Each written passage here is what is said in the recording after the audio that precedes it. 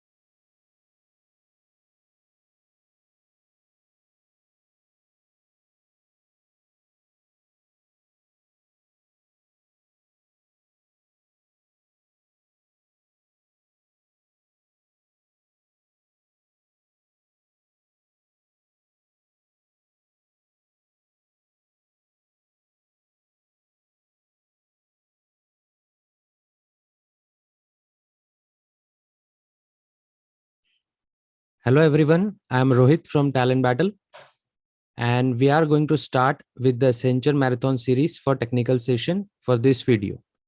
As you all know that Accenture has already started on-campus drives, and for the preparation of the same, Talent Battle has taken the initiative for the marathon series of preparation. Today, we will be covering the technical part of it. There are 3 specific sections in technical part, that is pseudocode section, where 18 questions will be involved. Then common application and MS Office section, where 12 questions MCQs. And third one will be network security and cloud. Again, 10 questions. So in this marathon series video, we will be covering all 3 sections one by one. Parallelly, you can also solve the examples and confirm your answer in the chat box. I will be explaining each and every question in detail so that it will definitely help you to understand the case. Let us start with the first section, pseudocode section. First question. What will be the output of the following pseudocode? In case of pseudocode question, you need to understand the flow of the program. And whatever the fundamental concepts they have mentioned in the pseudocode, you have to go with the same and parallelly consider the operations. Make sure that you are considering the updated values of the variables for all the operations. Now in this pseudocode, they have provided us 3 integer variables A, B, C, and the value of A and B has been provided, that is 1 and 4. For every value of C from 6 to 7, the meaning of this particular statement is that the loop will work for value of C is equals to 6 and C is equals to 7. Inside the loop, we have if condition, then else part, one more if condition, and then for loop will get stop. And at the end, we have to print the value of B plus A. Now, considering the value of A is equals to 1 and B is equals to 4, we will calculate the for loop iterations. Now, first value for the first iteration, C is equals to 6. Now you are checking if condition, if 0 or 1. Now they are using logical OR operator here.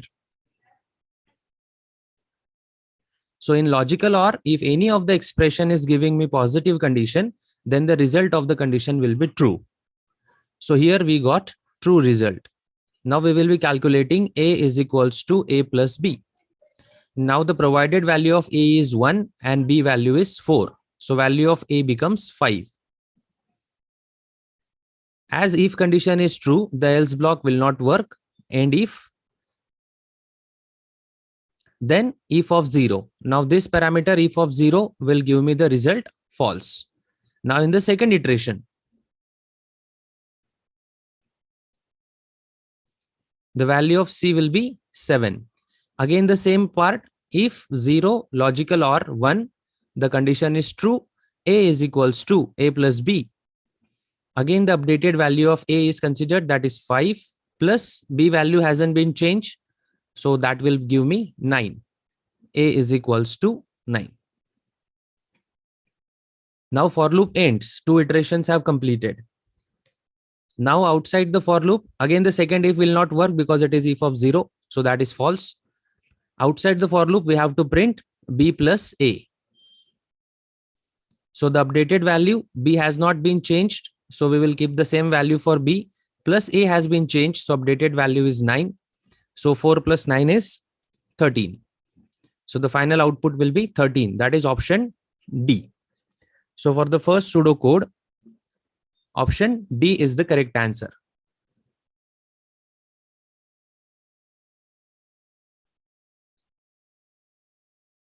Let us move to the next question. What will be the complexity of below pseudocode? Set T is equals to 0. Read the array of A from 0 to 9. And for each element E in A, T is equals to T plus E, which is a single statement. Then for loop ends and we have to print the T. But this is the given pseudocode. Question is regarding to the complexity of the below pseudocode. Now, when we talk about the complexity, we always look for the number of iterations which are happening in the particular code part. Now, if I have to determine the complexity of the provided code, I have to analyze the number of iterations the loop will perform. Now, according to the pseudocode, the loop is going to iterate over each element E in the array A, and that value will be added to the variable T. Now, the array A is having fixed size. They have already given from 0 to 9. So I can say the array is of fixed size of 10 elements. 0 to 9 index means total 10 elements will be there. Now the loop will iterate over all the elements in the array once. So the time complexity of the loop will be order of n, where n is nothing but the size of the array. Now in our case, the value of n is 10. 10 elements are there.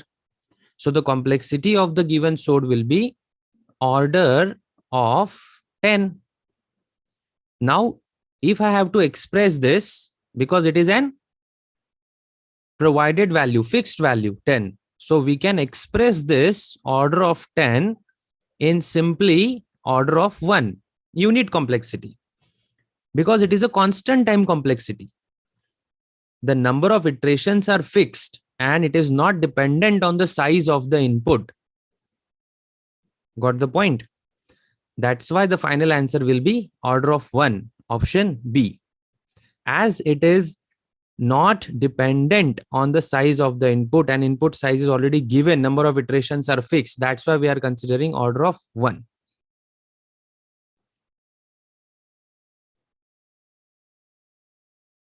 Next question.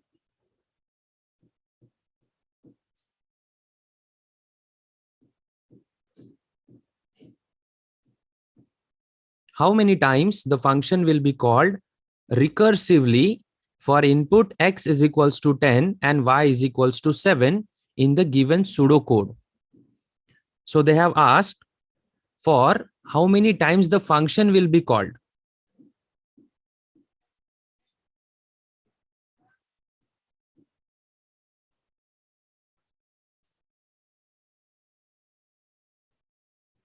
Now, if you see the pseudocode, the function is accepting 2 parameters, x and y.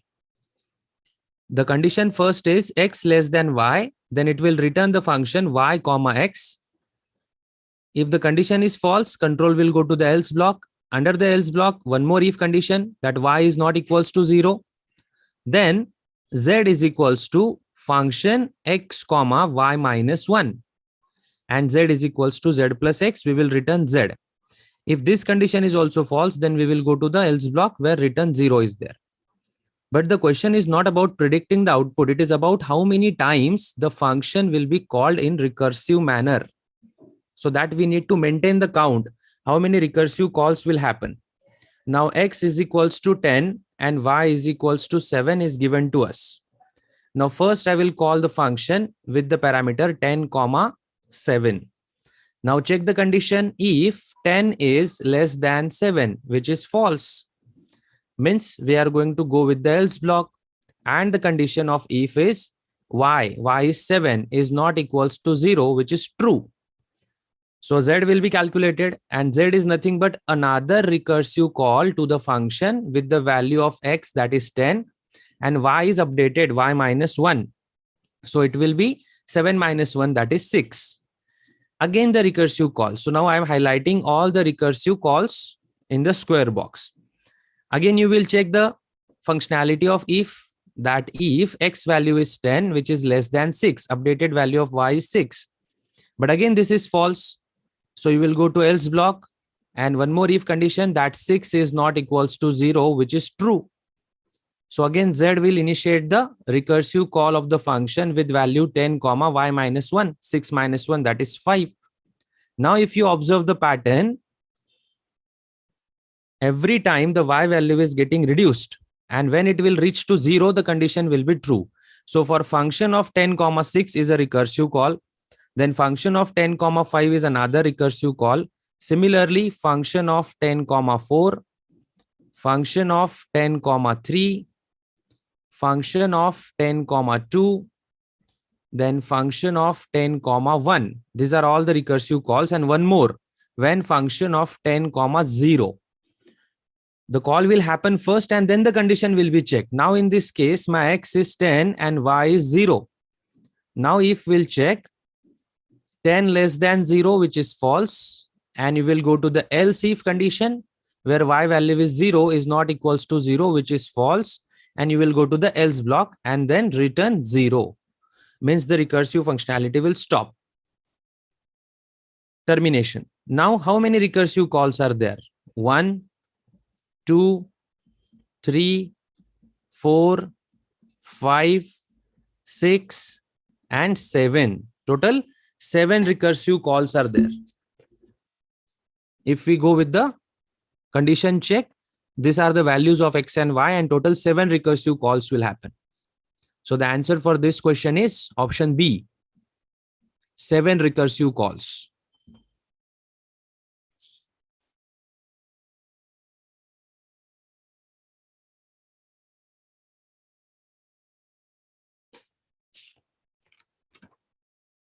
Move ahead with the next question.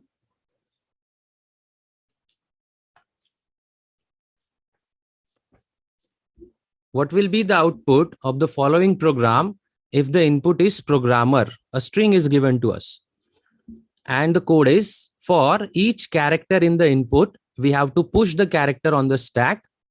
And after that, completion of the for loop, we have one more while loop, which is checking the condition that stack is not empty till you have to pop the element from the stack and put it into the output. So what will be the output of the program?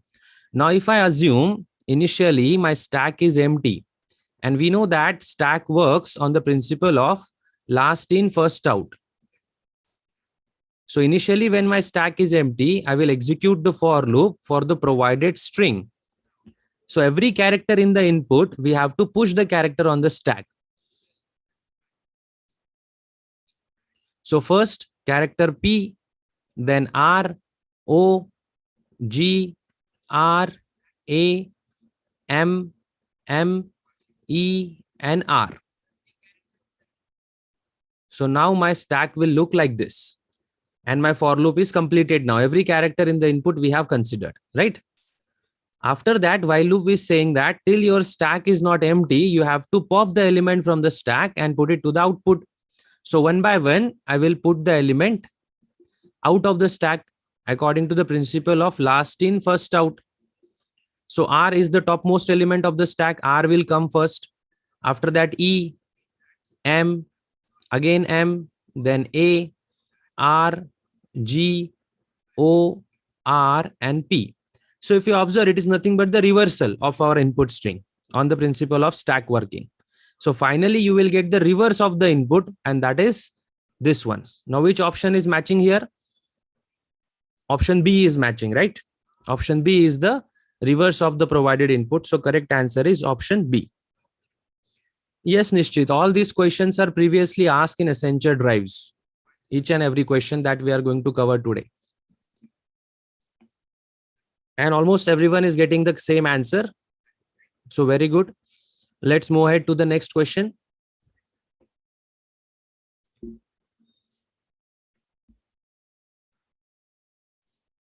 Which of the following integer will be returned from the function for input x is equals to 10 and y is equals to 7? Now, if you observe, similar kind of question we have covered earlier, but that was how many recursive calls. This time they are asking us for the output integer will be returned. And there are slight changes in the pseudocode also, right? But it is again a recursive functionality. So when function with the value of input x, that is 10 and y is 7, will initiate the call. First, you will check if 10 value, that is x, is less than 7, which is false. Then you will go to the else block. In else block, you are checking one more condition, that 7 is not equals to 0, which is true, and we will execute this. So we will return x, that is 10, plus a function call with value 10 comma y minus 1, means 7 minus 1, that is 6. Now we know that whenever the recursive function calls are there, the intermediate results will be stored in the stack. So I'm just squaring off the results which are intermediate, and at the end, when the termination will happen of the recursive call, we will recollect all the result, right? Now this will again call the function.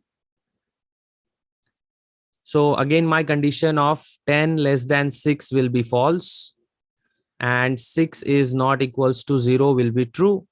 So one more return call, that is 10 plus function of 10 comma 5. In the same manner, we will get, if you observe the pattern here, similar to earlier question, the same recursive calls will happen till y becomes 0. Got my point? And every time we are returning x plus recursive call. So in the next attempt, it will be 10 plus function of 10 comma 4, then 10 plus function of 10 comma 3, then 10 plus function of 10 comma 2, 10 plus function of 10 comma 1, and 10 plus function of 10 comma 0. When the y value becomes 0, my if condition, else if condition will become false, and control will go to the else block, and we will return 0. So after this, we are going to return 0 from here. Now, if you observe, function 10 comma 0 will return me 0, 0 plus 10. So final answer is 10, which is recollected with the previous recursive call. So how many previous recursive calls are there? 7 recursive calls, right? 1, 2, 3, 4, 5, 6, and 7.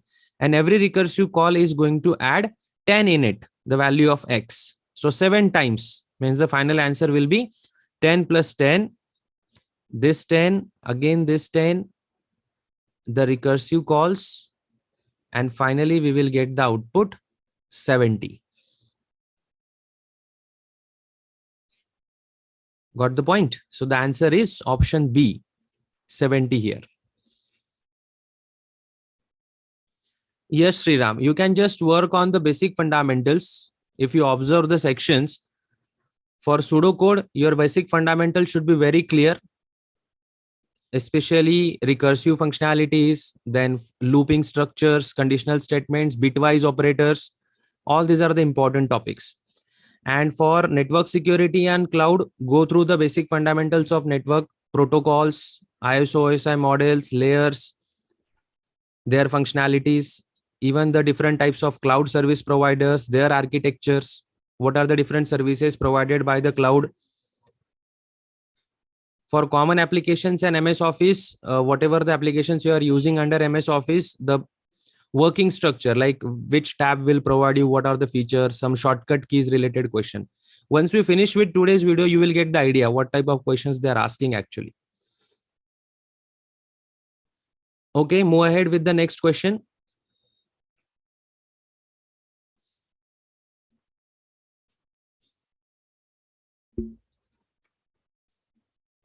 What will be the output of the following pseudocode for A is equals to 0 and B is equals to 0. Now there is recursive call again for the function, which is accepting two parameters A and B. Condition check, based on the results of the condition, these three statements we have to execute, and then recursive call to the function with parameter modification, right? So let us initiate the process. Initially, function will accept 0, 0 as an argument. Now we will check the if condition. First, 5 minus A value is 0. So 5 minus 0 is greater than A minus B, that is 0 minus 0. Logical and 1 minus 0, which is greater than 0 minus 0. Now simplify this. 5 minus 0, 5 greater than 0. This is true. Logical and 1 minus 0 is 1 greater than 0. This is also true. Now we know though in logical and, if both the expressions are true, the final result will be true. Means my if condition will generate true result. As the condition satisfies, we have to execute these three steps. So A is equals to B plus 3 plus B. Now B plus 3, current values of A and B are 0, 0, right? So A is equals to 0 plus 3 plus 3, sorry, plus 0. So this will give me 3. A is equals to 3 plus B, which is equals to 3 plus 0 plus 0, which is also 3 again. And B is equals to B plus 1, which is 0 plus 1, that will be 1. So A is 3 now, updated value, and B is 1 now at the end of these three statements. Then we have a recursive call return. Now there are two recursive calls. Okay, one by one we will take. Function A comma A. What is the value of A now? 3. So first recursive call will be 3 comma 3 plus another recursive call will be A value, which is 3, and B plus A. B value is 1 and A value is 3. So 1 plus 3 means 4. So second parameter is 4 here, 3 comma 4. Now both the returns, means both the recursive calls, will go separately and check the function parameters and if condition also. Now first function 3 comma 3 will check the if condition. So I will write it down on this side, and for this function call we will write it on this side, because after every if condition we have to check whether it is true or false. Okay, so that it will pass to the return statement after if has been ended. Now first if we will check for 3 comma 3, that is 5 minus 3 greater than 3 minus 3, logical and 1 minus 3 greater than 3 minus 3. Now 5 minus 3 is 2 greater than 0. Logical and 1 minus 3 is minus 2 greater than 0. So now the condition is false. As the condition is false, it will transfer control to the return statement. So return A plus B minus 1, which is equals to 3 plus 3 minus 1, which is equals to 5. But this is half done because this is the first recursive call result, that is 5. So I will store it here, 5 plus second recursive call. We have to again check for 3 comma 4 parameter values if condition. So if 5 minus 3 greater than 3 minus 4, logical and 1 minus 3 greater than 3 minus 4. Now 5 minus 3 is 2, greater than 3 minus 4 is minus 1. Logical and 1 minus 3 minus 2 greater than 3 minus 4 is minus 1. So this is also false. Now it will again return A plus B minus 1. But what are the values of A and B here? 3 and 4. So it will return 3 plus 4 minus 1, which is equals to 6. So the second result of the recursive function is 6. So total return will be 5 plus 6, and that is equals to 11. So option C. Option C is correct here. Got it?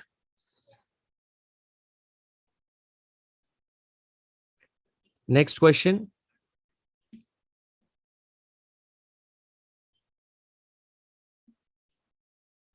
what will be the output of the following pseudocode?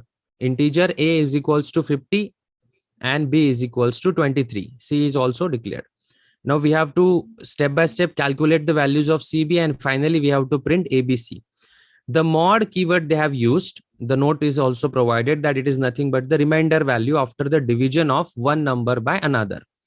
So we have to consider the mod operations over there. Now given values, A is equals to 50, then B is equals to 23. C is equals to A plus B. So we will calculate 50 plus 23 and that will give me 73. Then C is equals to C mod B. So current value of C is 73. Mod with B value B is 23. So 73 mod 23 will give me 4 as a result. Remainder of that division will be your actual result in modulus operation. So 4 will be the answer for C. Then use this value for B calculation. B is equals to B plus C. So B is 23 plus C value we got 4. So that leads to 27. Then again A is equals to A minus B. Current value of A is 50 minus B value has been updated to 27. So this will give me 23.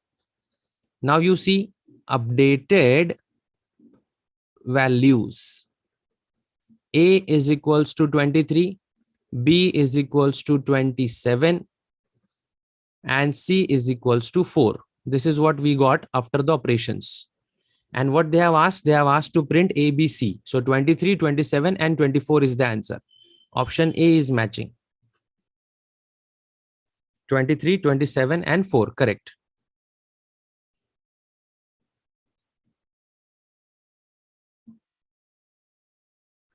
Move ahead to the next question.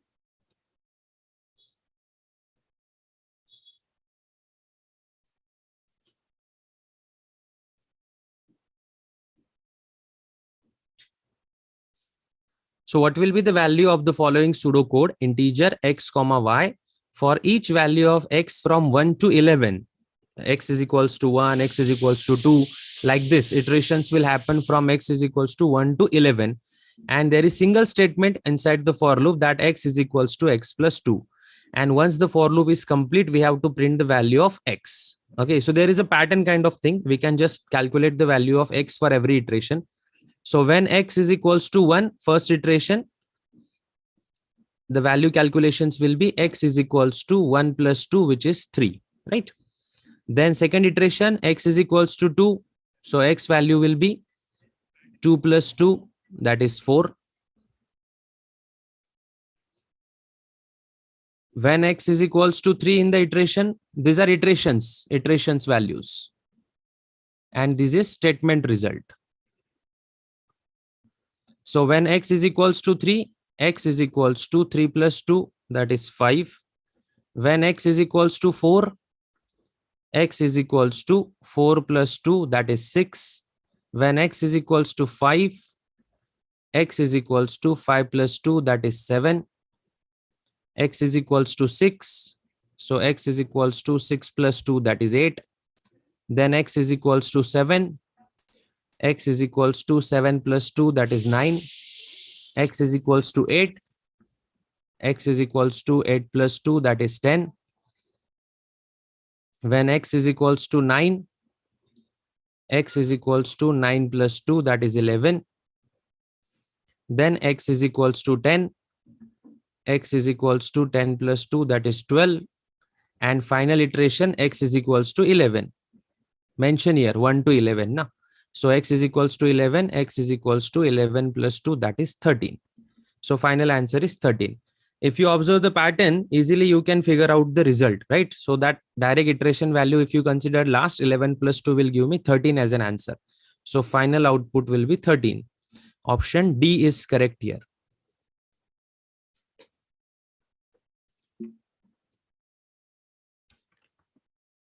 Next question.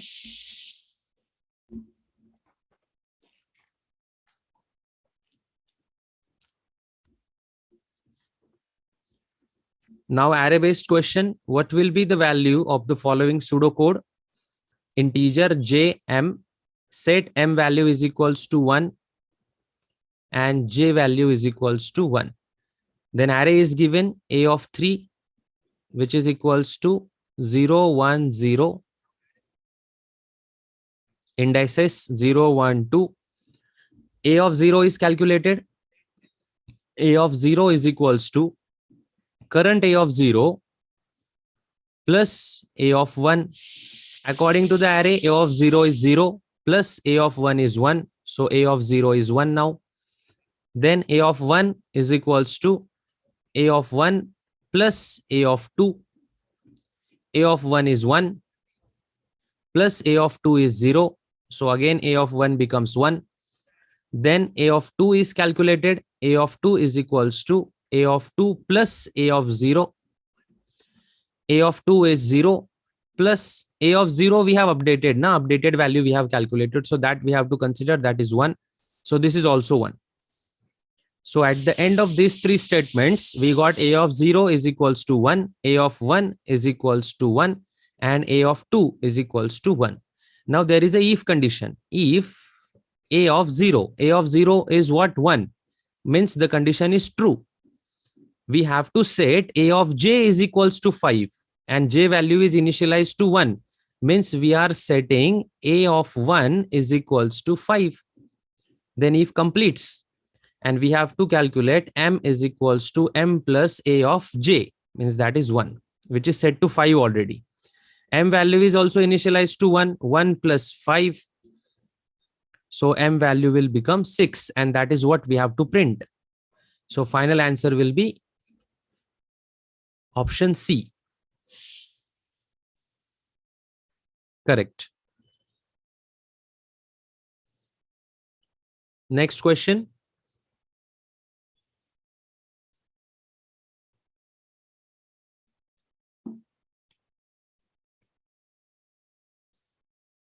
Nishchit, you can just refer to all these videos what we have completed in the Accenture series. That will help you to work on the cloud computing resources as well as MS Office and common application questions. Now in the next question, what will be the value of the following pseudocode for k is equals to 150?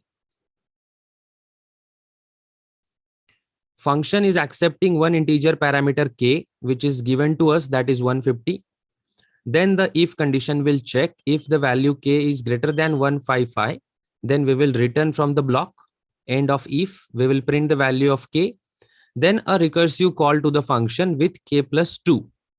And after the recursive call, again we are printing k. So see, sequence is important here because we are printing the k value before recursive call and after recursive call also. So according to the sequence, it will calculate the value and based on the result of the condition also. So initially the value of k is 150, that is given to us. Now if condition will not be true because 150 is not greater than 155. So this is false. Now every time we are going to the print of k because the value of condition is not true till it reaches to that particular 155 value.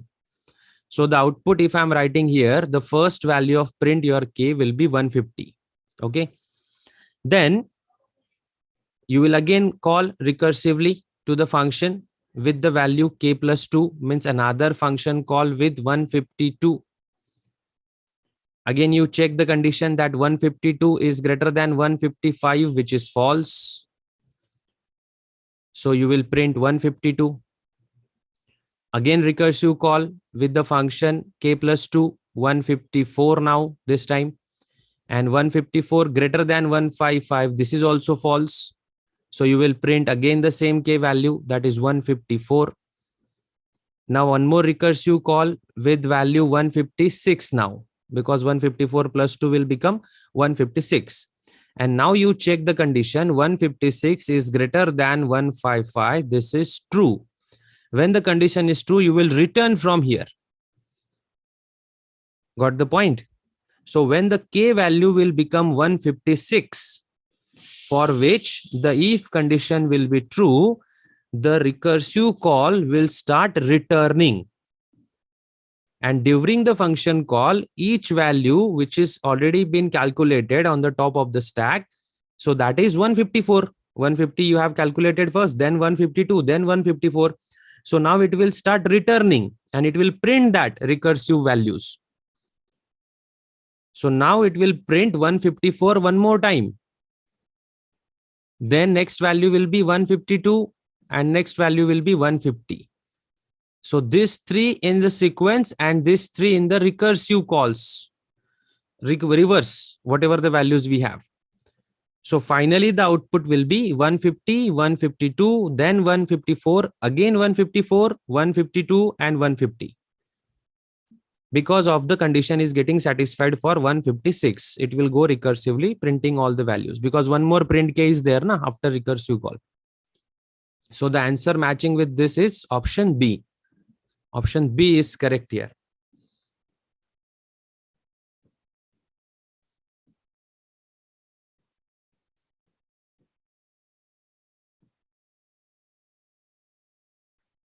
Move on to the next question.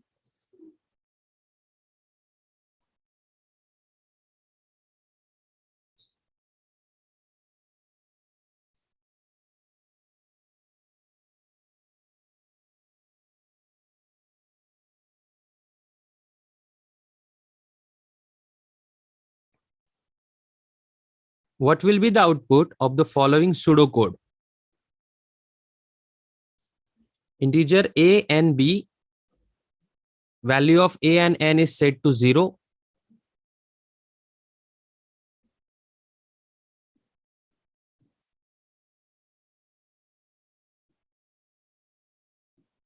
For each n value from 0 to 4. So iterations will be n is equals to 0, n is equals to 1, n is equals to 2, n is equals to 3, and n is equals to 4. Inside the for loop, first statement is n is equals to n plus 1. Then there is an if condition, n equals 3. If the condition is true, we have to print hello world. Then if block ends and there is jump out of the block. So if I convert it like this, suppose my for loop is for each n from 0 to 4, we have n is equals to n plus 1. Then if condition n equals 3. If this is true, then we will be printing hello world. And if completes and there is a break, jump out of the loop means what? Break statement, right? Then for loop also ends. Now check the value. Current value of n is 0. So n is equals to 0. First iteration. N is equals to 0 plus 1, which will be 1. Then you check the condition. If 1 is equals to 3. So this is false. Means the control will not go inside the if and hello world will not be printed. If completes and jump out of the loop will execute, means break the for loop. And we know that break statement will terminate the loop. So further iterations will not happen. And when the for loop is terminated, the value of n is 1. And that is what we have to print. So option B is correct. So the output will be 1 here.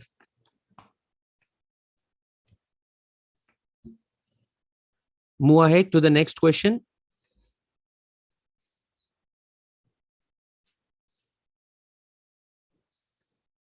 What will be the output of the following pseudocode? Integer 3 arrays A, B, C with the size 5, K and I. Now array A of 5 is given to us. A of 5 is equals to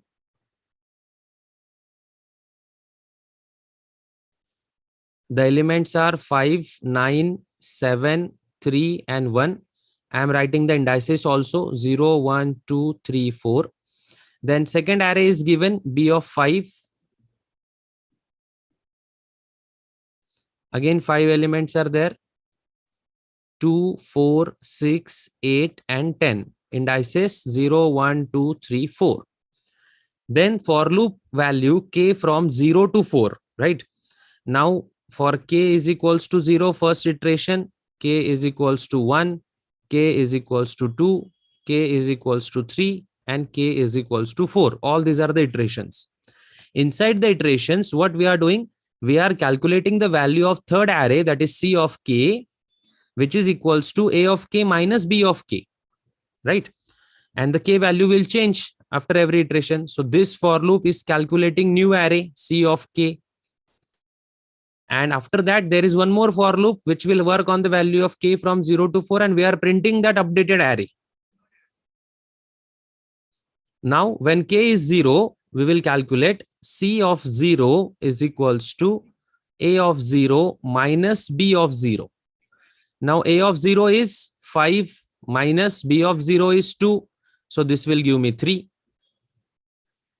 In second iteration, c of 1 is equals to, because k is 1, a of 1 minus b of 1.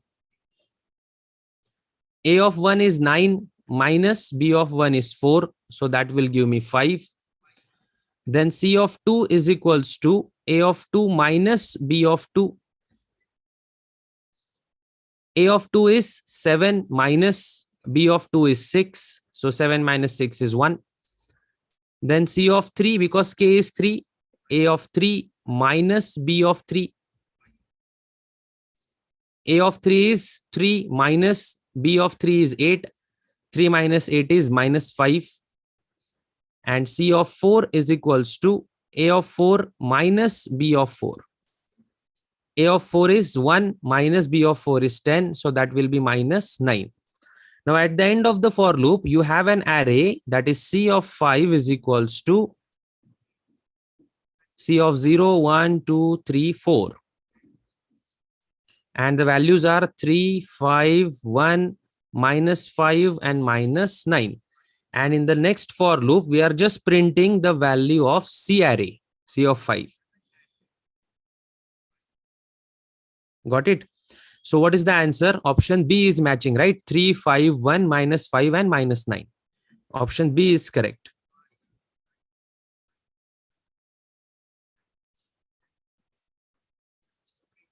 Next question.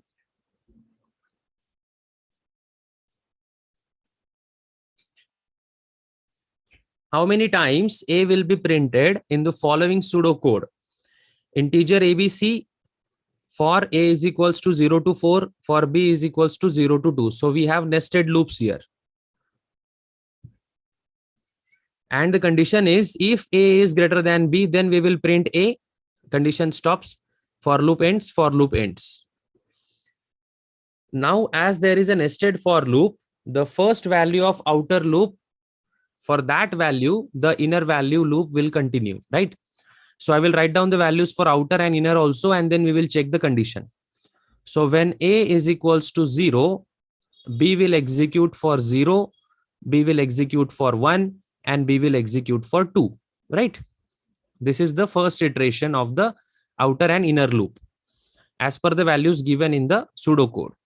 Now the condition is A is greater than B. So value of A is 0. 0 greater than 0 is false. Then 0 greater than 1 is false. 0 greater than 2 is false. Means all three cases false result. So A will not be printed. Then inner loop terminates. Outer loop increment. A is equals to 1. Again inner loop will start from 0. Again 1 and 2. So 3 times inner loop is getting executed for one value of outer loop. Check the condition. 1 is greater than 0. Yes, this is true. Whenever the condition will result true, we will print A. So here A will be printed. Then 1 greater than 1 is false. 1 greater than 2 is false. Then A will be 2. Again, B will iterate 3 times. B is equals to 0, B is equals to 1, and B is equals to 2. 0, A value is 2. 2 greater than 0. Yes, this is true. 2 greater than 1. This is also true. Means here also A will be printed. Here also A will be printed. And 2 greater than 2 is false.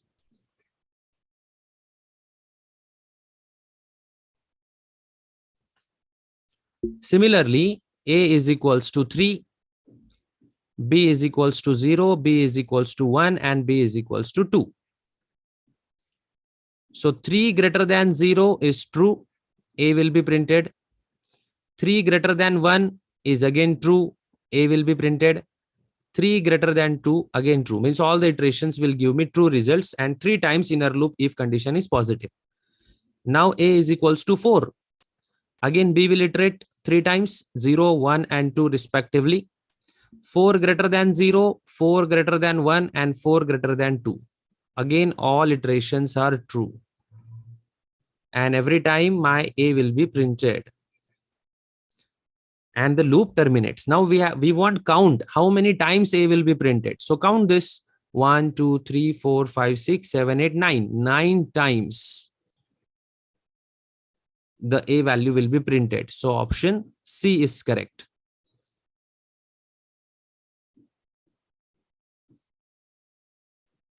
Ravi, just check your answer. It will print 9 times.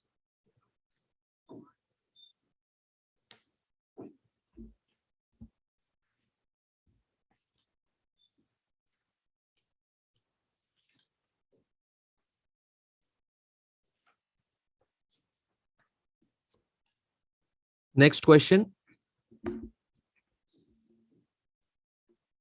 What will be the output of the following pseudocode for input value A is equals to 30, B is equals to 60, and C is equals to 90? Integer ABC and sum are declared. We have to read the ABC. Values are already provided to us. Set the sum value. So sum is equals to A plus B plus C, which is 30 plus 60 plus 90. And that is 180. So sum value is 180 now. Now if condition based on the equals and not equals relations, as well as logical and is also there. If the condition is true, we will print success. Otherwise, we will print fail. And that is the output we have to predict. Now check the if condition. And according to the values that we have of some variable, A variable, B variable, and C variable, just modify the condition.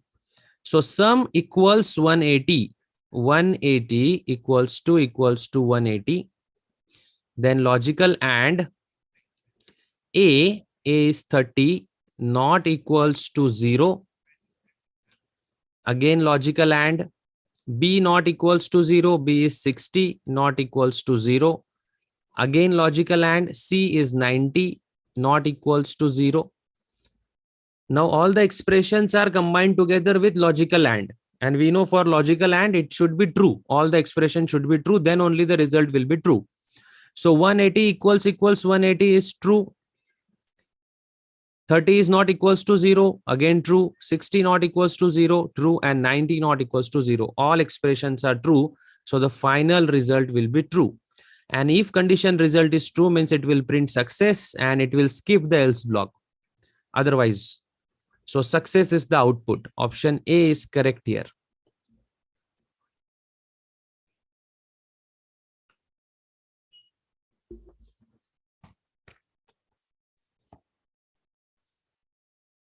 Next question.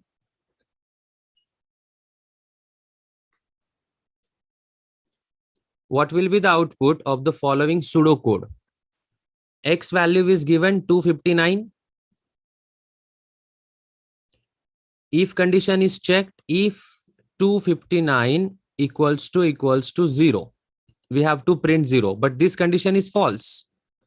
Means control will go to otherwise. There is one more if. X mod 9 means 259 modulus 9 equals to 0. Now if you take 259 modulus 9, it will give me 7, and 7 equals to 0 is another false result. Means it will go to last otherwise section, which will print X mod 9. So X mod 9 means 259 modulus 9, and this is 7. So final output will be 7. Option C is correct.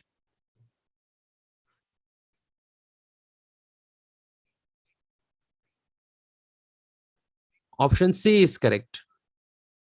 The first if condition is also false, else if is also false. So it will go to the last block. where x mod 9 will take place, and the result is 7 for that operation.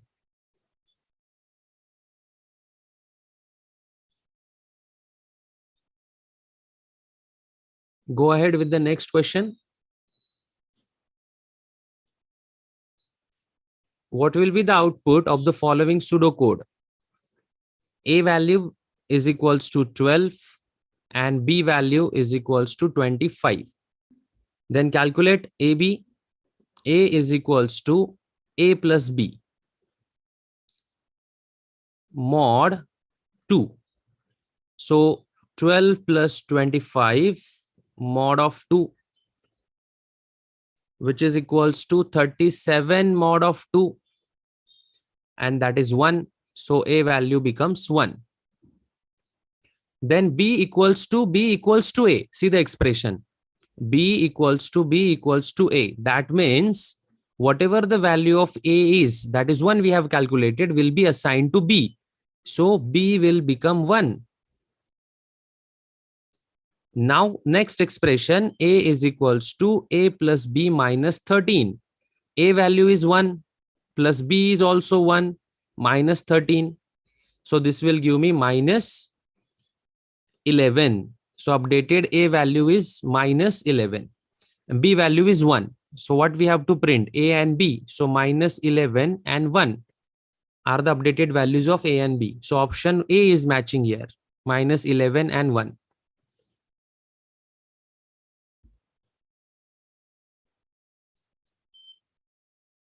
Option A is correct.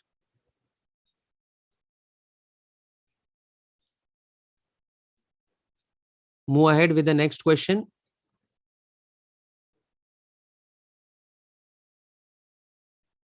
Bitwise operators are utilized here. What will be the output of the following pseudocode? Integer A, B, C, value of A, B, and C all are set to 4. So A is equals to 4, B is equals to 4, and C also 4. Now in if condition, see, bitwise operators are utilized. Bitwise and then XOR operator, as well as right shift by 1 bit. But first we have to check the condition of if the condition is true, then only this will execute, otherwise last statement. Now in bitwise operator, we have to work on binary, right? So we will take the binary of all this as the value is same. So we'll have the same binary. A is equals to 4. So binary is 1, 2, 4, 8. So that is 0, 1, 0, 0. Similarly, B is also 4. Same binary representation. C is also 4. Again, same. Now check the if condition. If A value means 4 and this is bitwise, huh? Bitwise operators. In bracket, B XOR B means 4 XOR 4. Again, and C. All the values of A, B, C are 4 only. So first we will solve the bracket. So 4 XOR 4. So according to the XOR truth table, if the inputs are in the combination of 0, 1 and 1, 0, then the output is 1. So we have 0, 1, 0, 0 XOR with 0, 1, 0, 0. So this will result in 0 only. So this results 0. Now we have to take 4 and with 0 and again and with 4. So now again the same 0, 1, 0, 0 and with 0, 0, 0, 0. According to the AND truth table, if both the inputs are high, then the output is high, otherwise 0. So here also we will get 0 only. So this is 0. Again, we have to AND with 4, the same result. So this will also be 0. Means at the end of all these bitwise operations, we got if of 0 means false. It means this particular statement A is equals to A shift 1 will not execute. And control will go to outside if, and we are printing A plus B plus C. So value of A plus B plus C will be 4 plus 4 plus 4. and that is equals to 12. So option D is correct. 12. Next question. The last one in the pseudocode section. What will be the output of the following pseudocode for A is equals to 10 and B is equals to 11? There is a function called function 10, 11 parameters. If of 0 means false. So if of 0 will be false, control will go outside if. This will not execute because the condition is false. Control will go outside if, and outside if what we are doing? We are calculating new A is equals to A plus A plus A plus A. Okay, very simple. Just add the value of A 4 times and that will be 40. And that is what we have to return. So final output will be option A. This was easy because the condition of if is false. So we don't need to go in the recursive functionality and calling. It will generate the outside if statement to be executed. And the final answer will be addition of A 4 times. So updated value is 40 for A. And that is what we are printing. So option A is correct here. Now move ahead with the second section, that is common application and MS Office section. First question. Read the question carefully. Read the options also carefully and then finalize your answer. You have to choose the most relevant and applicable option. Okay. So what do you call the word processing task associated with changing the appearance of a document? Options are formatting, editing, rewording, none of the above. Now, if you read the question, they are asking about the changing the appearance of the document. Now, out of the provided options, formatting will refer to the word processing task, which will help for changing the appearance because it involves various kinds of style applications, layout, font, alignment, colors, and other visual elements that we can use, which will change the appearance of the document. If we check what are the different types of tasks we can perform in formatting, it is like font type and size we can set. We can adjust the spacings. We can apply the styles of bold and italic also. We can add header footers also. Then numbered list or bulleted list we can create. Margins and many more options we can apply.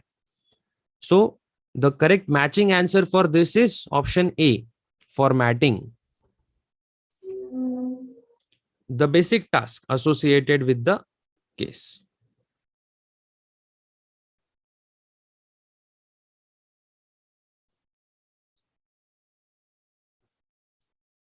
Next question.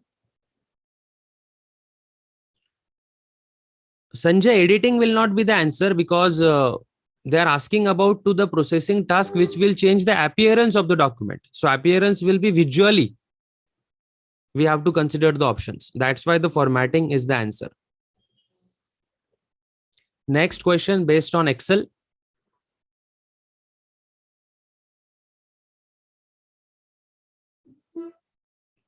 What displays the contents of the active cell in Excel?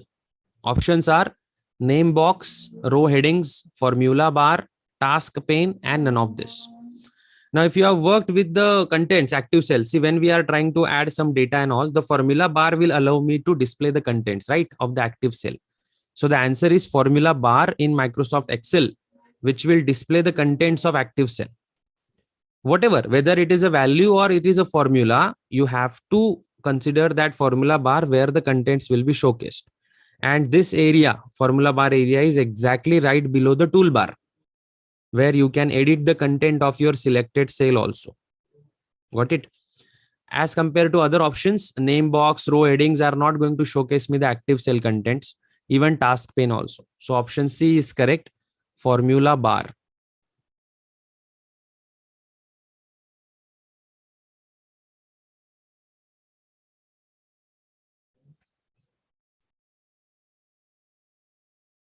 Go ahead with the next question.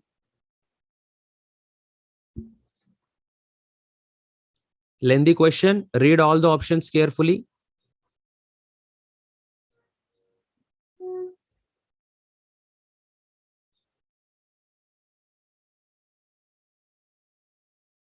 Which of the following statements are correct regarding proofreading in MS Word? Proofreading. First statement is, if there is any contextual error in the document, the text will be underlined with a green line in a Word document. So for contextual error, they are considering green. If there is any spelling error in the document, the text will be underlined with the blue. And if there is any grammatical error, the text will be underlined with the red line in the Word document. We have to choose the correct answer from the options. Options are only statement 2 and 3 are correct. There are 3 statements and statement 1 is wrong. Then all statements are false. All statements are true. And only statement 1 and 2 are correct and statement 3 is wrong. Now, if you have the idea about how the proofreading works and what are the colors which are associated with the type of errors, then easily we can figure out the option here.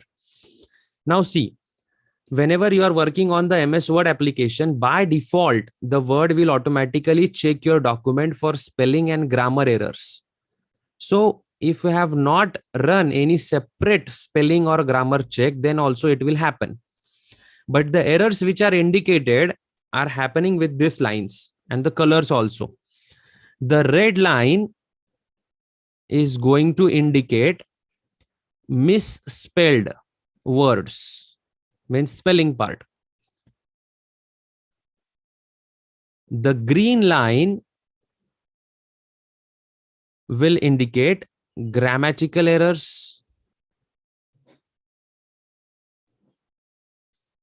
And the third one, that is blue line, which will indicate spelling, contextual spelling.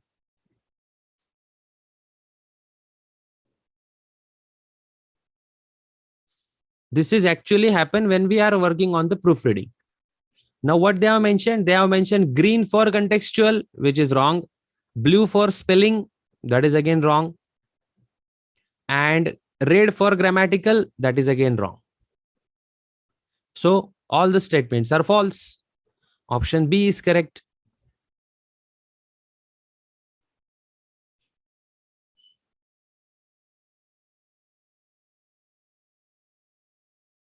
Move ahead with the next question.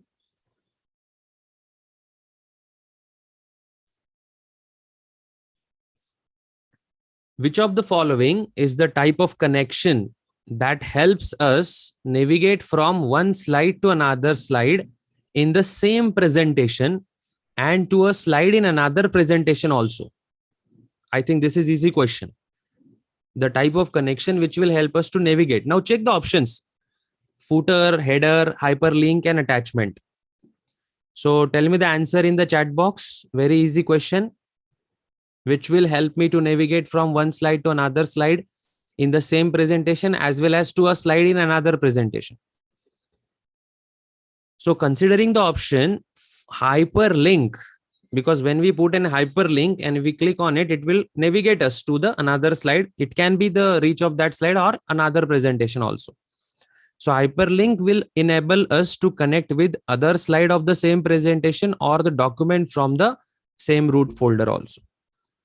So option C is correct here.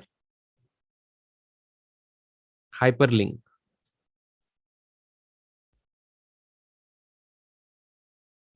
Header footer workings are different, right? Header footers are like just to add some additional data. But if we click on that, it will not help me to navigate. Same is case with the attachment. So hyperlink is the correct option here, which is matching with the requirement of the problem, whatever they have mentioned. Next question. Again, an easy one.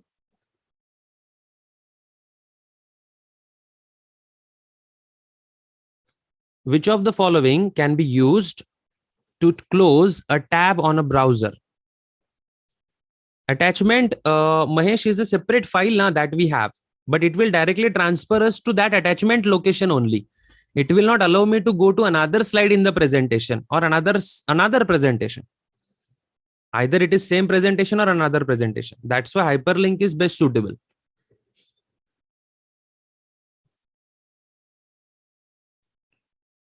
Which of the following can be used to close a tab on a browser? Now, this is all about your shortcut keys. You might have worked with these options as well in most of the cases. So Control W is a shortcut key which will close the currently active tab in most of the web browsers, which is commonly used shortcut also to close a tab on a browser. So option C is correct. Control W.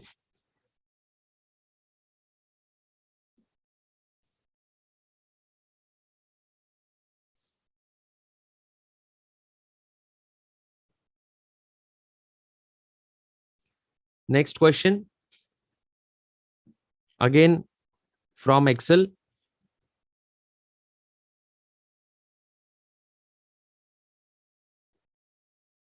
While using formulas in Excel, the notation B8 as to B10 colon is there in between. B8 to B10 indicates what? All sales from B8 to B10 or the product of the sale B8 and sale B10, then sale B8 and sale B10 only, or sale B only. So this is the notation now, simple.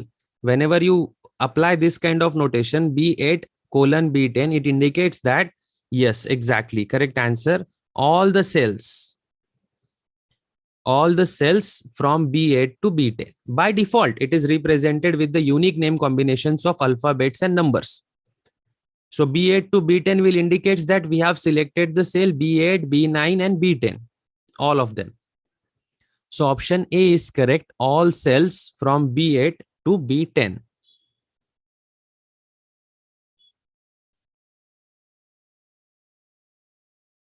Next question.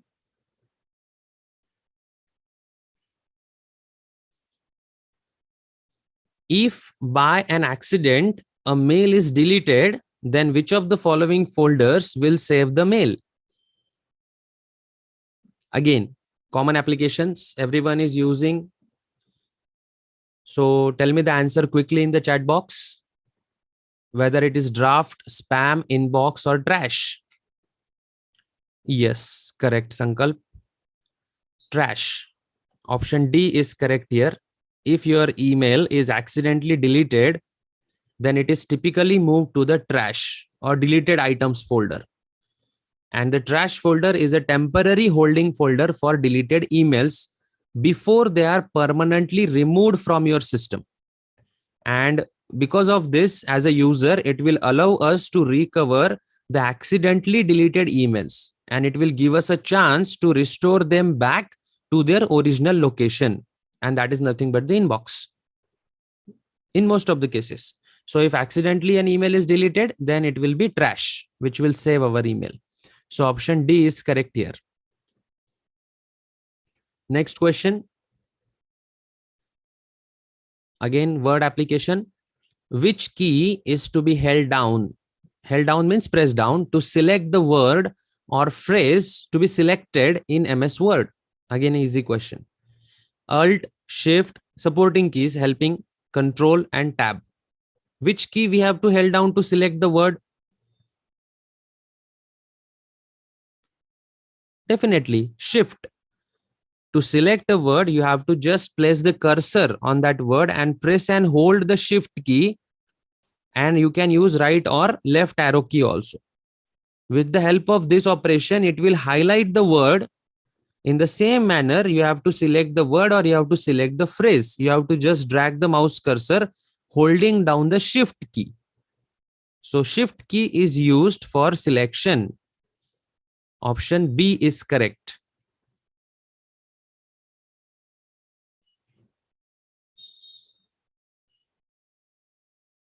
Next question.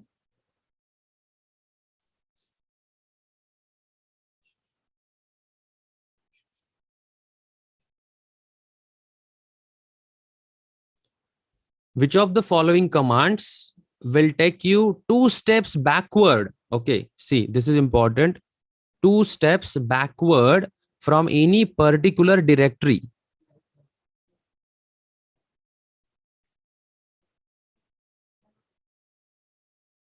So directory notations. If you observe, in the first option, they have given CD, then dot dot slash, which is back. Then second option, CD dot dot slash, again dot dot. 2 times they have used dot dot. The question is related to 2 steps backward. In the third option, they have used CD slash slash, but forward one, dot dot and forward slash. Similarly, for D also, they have used dot dot slash, again dot dot slash. So there is a difference in the slash as well as number of dots. Now, if you go with the CD dot dot slash, which is option A, it will only take us 1 step backward because dot dot is representing the parent directory. So it will go to first parent, but the question is about 2 steps backward. So option B is matching here. So CD slash dot dot slash, again dot dot, will move us 2 level up in the directory structure. The dot dot is representing the parent directory. This dot dot is representing the parent directory. So once you are using it twice, means we are going 1 level up and then 1 more level up, which is effectively taking us 2 steps backward. That was asked from the current directory.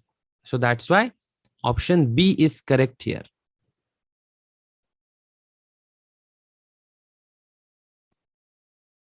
Got it? Next question.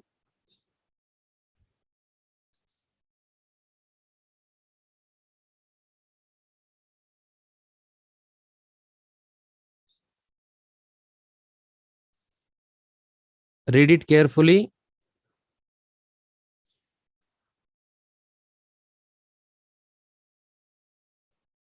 Yes, ARK videos, what you are asking is like all these questions belongs to round 1, Accenture round 1. If I'm not wrong, then yes, there are 7 to 8 sections in the first round. Out of that, we have 3 sections in technical part. Okay. And that is what we are covering in this video. Pseudocode section, MS Office and Common Application section, and network and security yet to come. Now in this question, which of the following groups is not present under the insert tab in MS Excel? Now, if you have gone through that particular tab and have you seen the options which are present? So inserting chart is there, inserting text is there, inserting table is there, but sorting and filter is not present in insert tab. Actually, it is present in home tab. And they have asked which is not present, which group is not present. So option C is correct answer here. Sort and filter is the tab, is the group actually, which is present in home tab, not in the insert tab. Okay. Go with the next question. Read it carefully.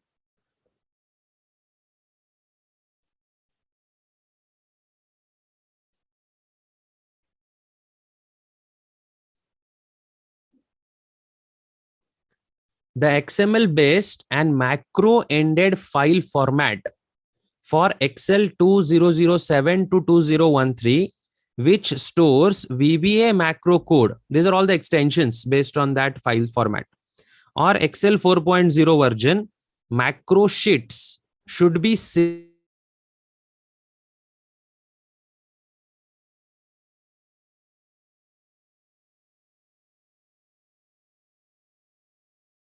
SM, then XLSX, then XLSB, and XLTX. So when we talk about the XML based macro ended file format in the range of Excel version 207 to 2013, VBA macro code as well as Excel code version 4.0. So the answer is option A. According to the extensions for such kind of file formats was option A, XLSM. This extension is used for Excel files which are based on XML format. This was asked in the question, right? Which is nothing but the open XML. And it also allows the inclusion of VBA, which stands for Visual Basic for Applications, or Excel 4.0 macro sheets. What about the other options? The Excel SX option is extension for basic Excel files, which are again based on XML format, but they do not contain macro code. So this is different as compared to the question what they have asked. It is the standard file format for Excel files. Then Excel SB, third option, is for Excel binary files, which are in the binary format, where we can store macros also, worksheets also, and other data. But it is for improving the performance and smaller file sizes, which are compared to the different formats of XML, but especially binary format. But this format is also not specifically supporting the VBA macro code or Excel 4.0. And the last one is Excel TX, which is used for template files. This is for template files. So you should be very clear about other options also, what exactly they are doing and why we are selecting the particular one. So this extension is used for template files, again based on XML format, but as a template. So the correct answer will be option A here for this question, right? Next question. The last one in MS Office and Common Application section. Again, easy one. I think everyone will be able to answer this question. Read it carefully. You will get the answer.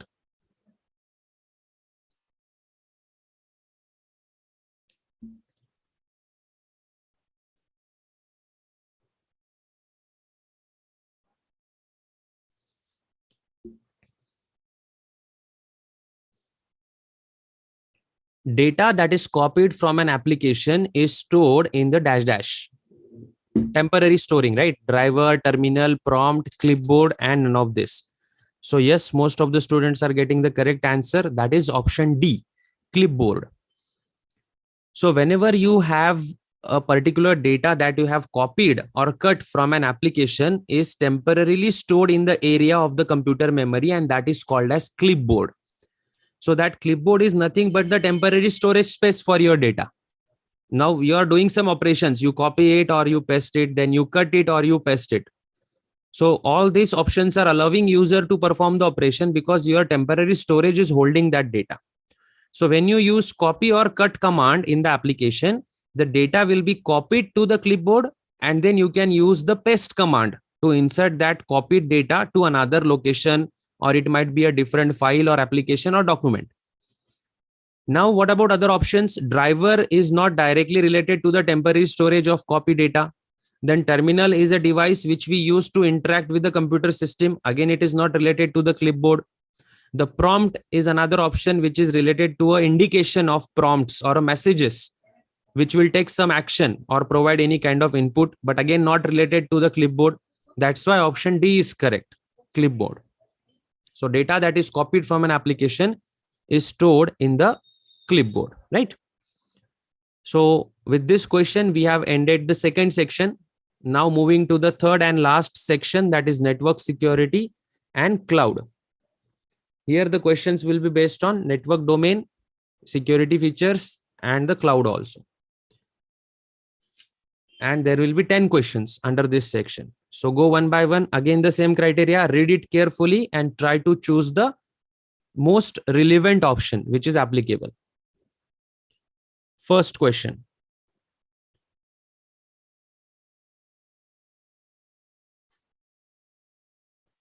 Security features that will control, that can access the resources in the OS. Authentication, identification, validation, or access control. Yes, ARK, I will be replying to your query now.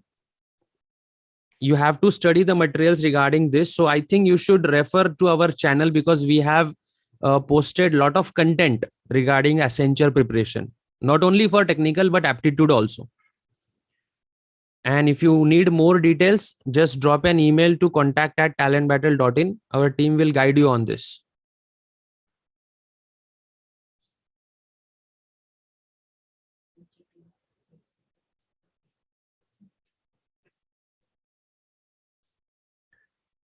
So security features that can access the resources in the OS options are authentication, identification, validation, and access control. So if you map the requirement of the problem statement, you will see option D is perfectly matching here, access control. Why? Because access control is a security feature in the most of the operating system, which will control that who can access the resources or who can perform the specific actions in the operating system. And it will ensure that only authorized users or processes can access the sensitive data, sensitive files, or any system functionalities. So with the help of access control mechanism, there are different techniques, like some techniques are role based access mechanism, or you can call it as role based access control, RBAC. Some of them are discretionary access control, DAC. Again, mandatory access control is also there, MAC. So these mechanisms are checking for security policies and protecting our system from the unauthorized access or misuse. So that's why access control is the security feature which will control. So option D is correct for this particular question. Next question related to authentication of user rights. So read it carefully. In some of the questions, after reading and analyzing, you will get the hint also for selecting the final answer. So reading is more important. Analyze the question properly and then select the most relevant option.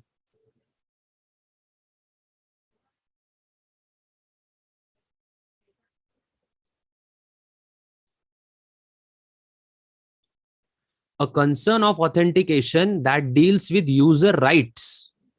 And the options are general access, functional authentication, functional authorization, and auto verification.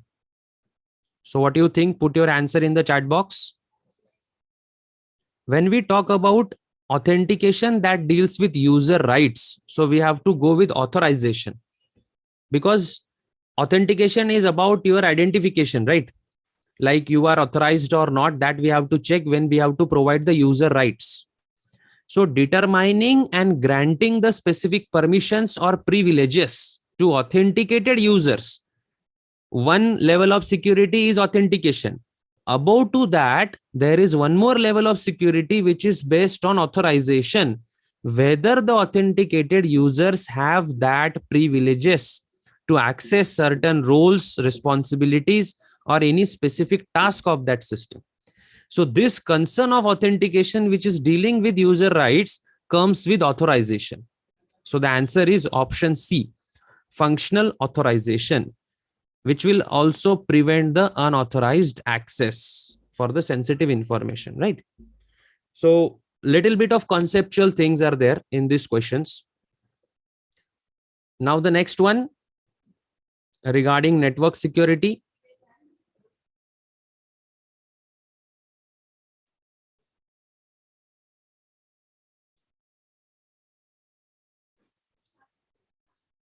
Which is not an objective of network security. Objective.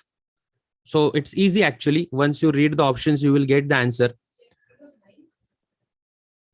Whenever you are imposing any kind of network security, we always go with identification of the user. We check the access controls in terms of rights, user rights, and we also check the authentication of the users.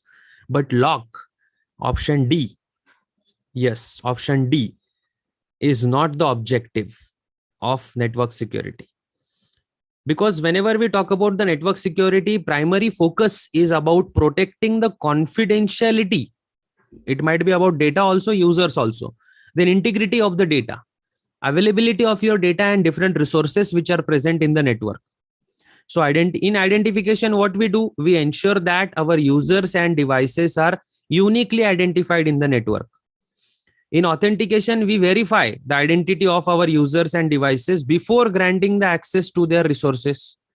And in access control, we regulate or we control the user access to specific data only or specific services only, because we have set different levels of security and different privileges to user.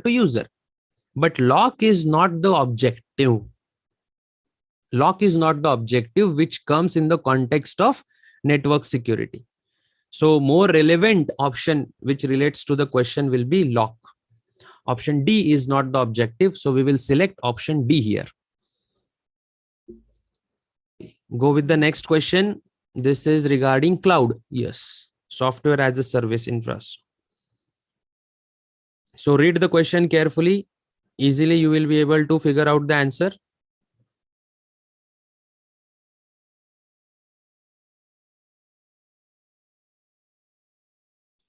Which of the following is the benefit of the cloud if you choose software as a service? Software as a service.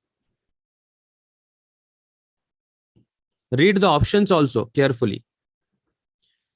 Can we have the management of middleware when we use SaaS, software as a service? Can we have the data management? Can we have a runtime management?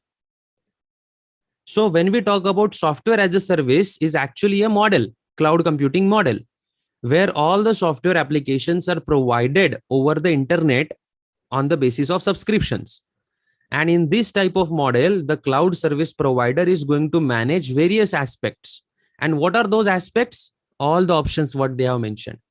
Yes, management of middleware is also happening, management of data is also happening, and management at runtime scenarios, runtime environments are also happening. So the answer will be option D.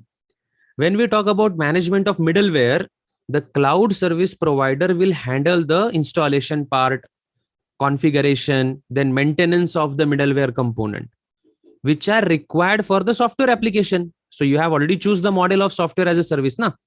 So it comes with the requirement of software application where execution and execution process should efficiently get work. Then management of data. Again, the cloud service provider is responsible for data storage, data management, backup of your data, which is again related to the software application. So whenever user wants to access or interact with the data through software as a service model, the management of data will come.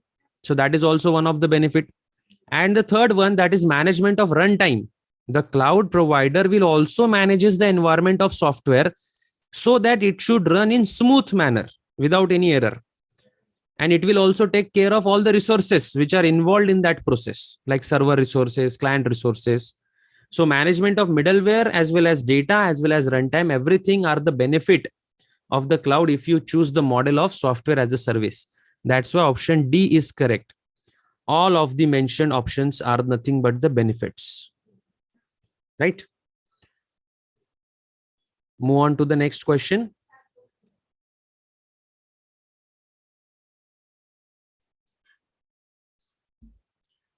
As an advantage of cloud, we know that data is available over network.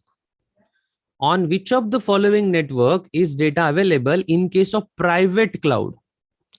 So the question is related to private cloud and in which network data will be available. That is what they are asking. Because advantage of cloud, if we know data is available over the network. Yes. So which network is used for private cloud? I think this will be easy for you guys. If you are aware about the concept of private cloud, yes, most of the students are giving the right answer, and that is option A, local area network. In case of private cloud, the data will be available over the LAN, that is local area network. Why? Because private cloud is nothing but the entity which refers to the cloud infrastructure which is dedicated to a single organization or a single entity. That's why it is called as private cloud. And it is not shared with other organizations or the public. So in this kind of setup where single individual or single organization is handling, the organization has to cover all the cloud infrastructure, including the network. And that becomes personalized. That becomes organization's own data center. That's why in the premises, local area network will be the case for data availability.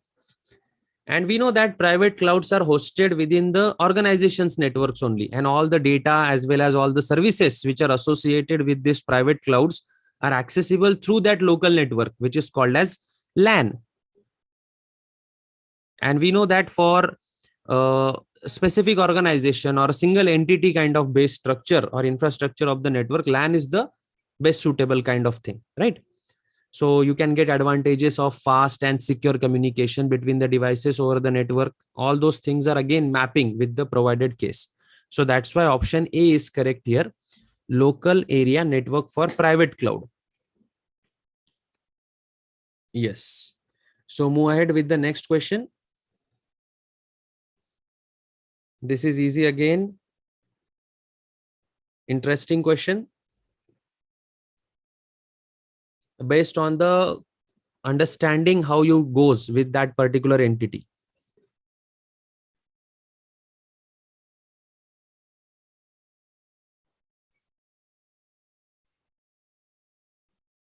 A person who enjoys learning details about computers and how to enhance her capabilities.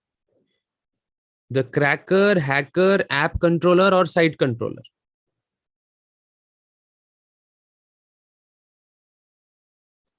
App controller and site controller are the dedicated personalities.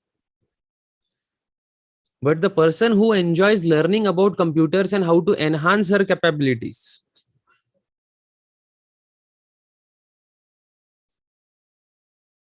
So the option B is correct here. That is hacker.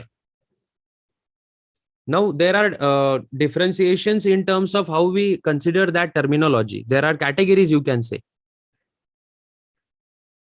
Because whenever the terminology of hacker comes, we always think about the malicious intent, but not all hackers are malicious. The term hacker can refer to ethical hackers also, which are also called as white hat hackers, in which the person is utilizing his skills for constructive purpose. And the second category, that is malicious hackers, which are also called as black hat hackers. They are exploiting the vulnerabilities for malicious intent. But all of them are nothing but the persons who are enjoying the learning details about computers and enhancing the capabilities. So a hacker is someone who will enjoy this. That's why the option B is matching here. Hacker. Got it? So you have to select the relevant one based on the details about the questions.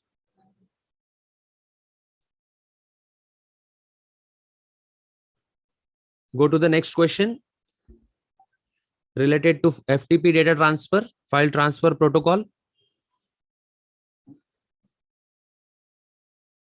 Which port number of FTP is used in active mode? Is used in active mode for FTP data transfer. So they have asked about the port number. Options are 22, 20, 21, and none of the mentioned. Now in active mode, see, there are different modes of the FTP data transfer. So whenever we talk about file transfer protocol, the active mode of that protocol, port number 20 is actually used for the case. What happens in active mode? In active mode, the FTP protocol means the data transfer will actually takes place with the help of two separate connections. So there are two separate connections. One is control connection. Second one is data connection. And the question is regarding data transfer. So data connection is handled on port 20 and control connection is handled on port 21. Now, when we talk about the active mode FTP data transfer, so what are the steps? First, the client will initiate the connection to the server and it is controlling connection. So port 21 will be used. After that, when a file transfer is requested, the server will open a new TCP connection back to the client IP address and that will happen on port 20. So the client will listen on port 20 to accept the incoming data connection from the server. And once the connection is established, the actual file transfer will occur. So in active mode, port number 20 is used for data transmission, right? And 21 for control. So we will select option C here, port 20. Got it? Move on to the next question. Regarding SSH command. So if you have gone through SSH command and utilized the syntax, you will be get to know the parameters. But the question is about incorrectly marked. Which of the following is incorrectly marked SSH secure hash command to their description? And they have provided us the description. We have to select the incorrect one. Now, if you have seen the command of SSH, the parameters, what they have used, I will write down the correct parameters and easily you will be able to figure out the incorrect one. Capital A is the parameter which is used for authentication. Authentication with agent connection, which is forwarding is enabled. Forwarding is enabled if I am using capital A. So the syntax will be like this: SSH dash capital A, name of the user, @ name of the host. This is what the structure of SSH command is. So capital A is for authentication of agent connection, forwarding is enabled. And what is given in the option, enable forwarding of the authentication of agent connection, means this is correct. Then small a. Small a is used for authentication of agent connection, forwarding is disabled. So forwarding is disabled if you mention small a. Means according to the option D, disable forwarding for the authentication agent connection, this is also correct. Correct description as per the command. Capital A and small a. Now the question is about small v. Both the options are small v. So we have to select the incorrect one. So if we see, there is one more description, that is capital V and small v. Capital V is used for version number. And small v is used for verbose mode. So you need some data about SSH command and their descriptors. So verbose mode will like echoing everything. Whatever the connection establishment process is happening, in that process, whatever the echoing is done, that will be handled by the verbose mode, which is very useful in case of your connection failures, debugging process and all. Now, if you see the description, capital V should be there for version number. Small v is correct for verbose mode. But what they are mentioning here, small v for displaying version number. It means option A is actually the incorrectly marked command to their description. It should be capital V. So we will go with the option A. Got it? Move ahead with the next question.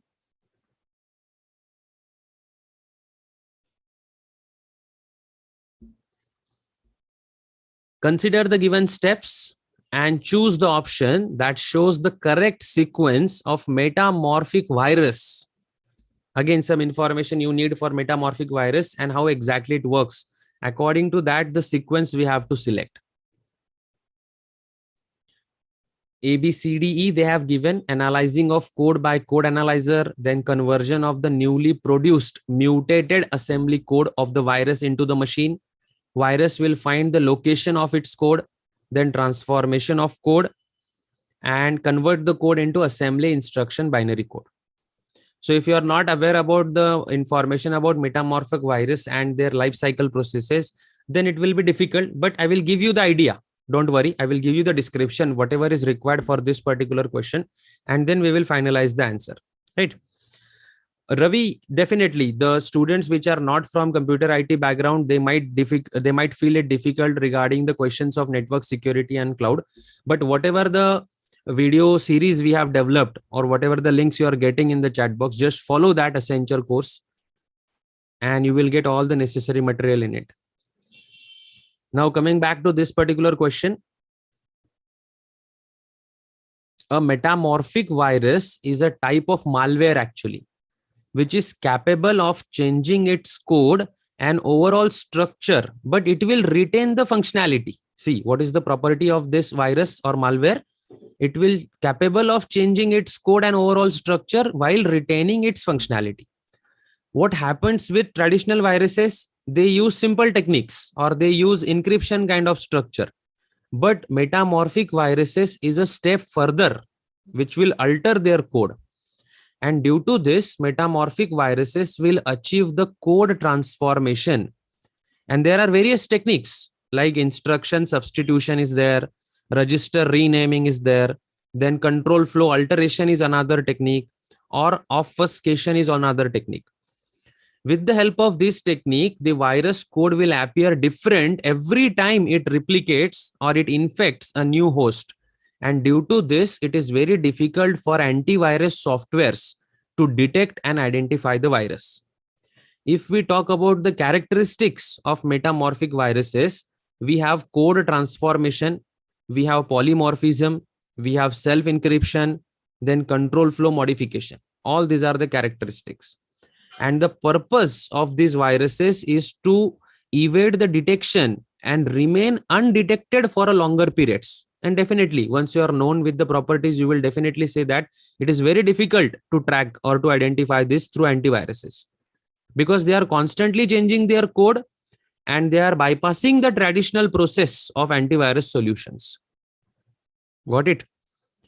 So according to all this information and characteristics, we can figure out the correct sequence. This is related to the question now, that we have to consider the steps and choose the options which will show the correct sequence. So what is the first thing that they happen?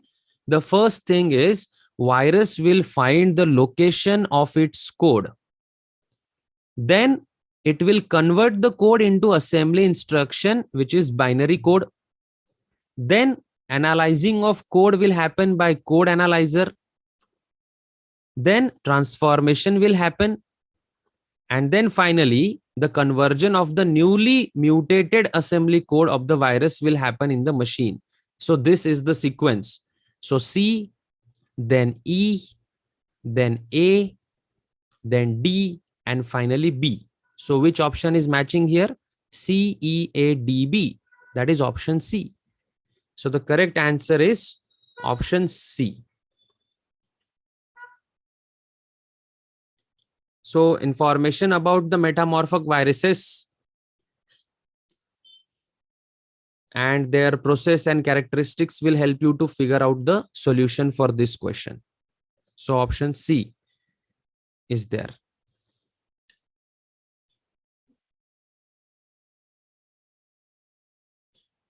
Go ahead with the next question. And that will be the last one for today's video. Again, related to the cloud, read it carefully. The reporting services of cloud helps in monitoring billing, ensuring the optimum usage of resources, and automation process. Reporting is one kind of service actually, which is provided by the cloud server provider. So can we get the advantage of monitoring billing by the reporting services? Can we ensure the optimum usage of resources? Can we ensure the automation? So the answer is yes, because those are all the benefits of your reporting services. If we explain each and every option and what exactly it means, then definitely you can select the answer. When we talk about the monitoring billing, see, cloud reporting services will provide you the insights and detailed reports on the basis of usage of your cloud resources, which includes what are the different kinds of services you have consumed, what is the duration of that consumed services, and what is the associated cost. If this report is given to the user, definitely it will help user and businesses to monitor their cloud spending, and it will understand their optimized use of expenses. And if is there any kind of unexpected cost, they can avoid it with the help of this monitoring billing. So this is one of the advantage of reporting services.